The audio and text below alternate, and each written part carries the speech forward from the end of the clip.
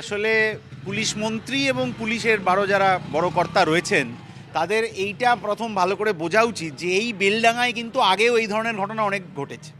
প্রতিটা ঘটনার ক্ষেত্রে পুলিশের ইন্টেলিজেন্স ফেইলিওরের কারণেই এটা ঘটেছে।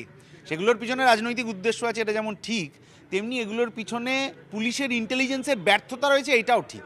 ফলে কোথায় কত মানুষ জমায়েত হচ্ছেন, কী কারণে জমায়েত হচ্ছেন, তার মধ্যে কী ধরনের কোনো রকম সমাজবিরোধীরা রয়েছে কিনা, এগুলো যদি পুলিশের ইন্টেলিজেন্স আগে খুঁজে দিত, তাহলে পুলিশ কমিশনার এবং পুলিশ মন্ত্রী যদি তার কাজ ঠিক করে করতেন আইন শৃঙ্খলা রক্ষার বিষয়টা, তাহলে তাকে সাংবাদিকতার পাঠ কাউকে শেখাতে হতো না।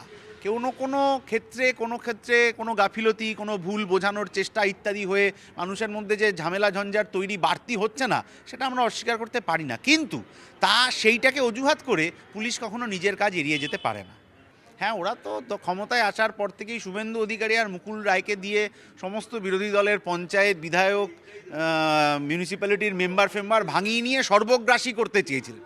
কিন্তু সর্বগ্রাসী করতে গিয়ে গোটা দলটার আজকে যে চেহারা দাঁড়ালো, যে অর্ধেক বিজেপিকে মিসকল দিয়ে জামিনে রয়েছেন আর বাকি অর্ধেক ভাবছেন মেরা নাম্বার কাব আয়েগা, এই পরিস্থিতিটা পশ্চিমবাংলার গণতন্ত্রের জন্য খুব ভালো চিহ্ন নয়। বিধায়কের নেতৃত্বে যে ঘটনাটা ঘটেছে সেটার তো নিন্দা জানানোর কোনো ভাষা নেই। কারণ সাধারণ মানুষ যখন কোনো একটা দিশেহারা হয়ে গিয়ে কিছু করেন, তার সাথে পরিকল্পিত উদ্যোগে একটা ঝামেলা তৈরি করার চেষ্টা, দুটোর মধ্যে ফারাক বোঝা যায়। বিধায়ক যে ঘটনাটা ঘটিয়েছেন সেটা পরিকল্পিত উদ্যোগে করা। সাধারণ মানুষ অনেক সময় দিশেহারা হয়ে কিছু করে ফেলছেন, কারণ এরকম জায়গা রয়েছে যেখানে 50% একটা বুথের মানুষকে ডিসক্রিপিয়েন্সির নামে ডেকে ফেলা হচ্ছে। প্রথমে বলা হলো যাদের ম্যাপিং হয়ে আছে তাদের আর ডাকা হবে না, কিন্তু যাদের ম্যাপিং হচ্ছে তাদেরকেও ক্রমাগত ডাকা হচ্ছে। প্রথম ফেজে 58 লাখ নাম বাদ যাওয়ার পর এসআইআরের ক্ষেত্রে বিজেপির যা ভবিষ্যতে বাণী ছিল, সেগুলো ফুলফিল হলো না বলে বিজেপি নেতাদের মন খারাপ বা আবদার মেটানোর জন্যে দ্বিতীয় দফায় আবার এই বিজেপিকে খুশি করার জন্য এই ঘটনাগুলো ঘটানো হচ্ছে কিনা, এটা কিন্তু বাংলার মানুষ কড়া নজরে রাখছেন।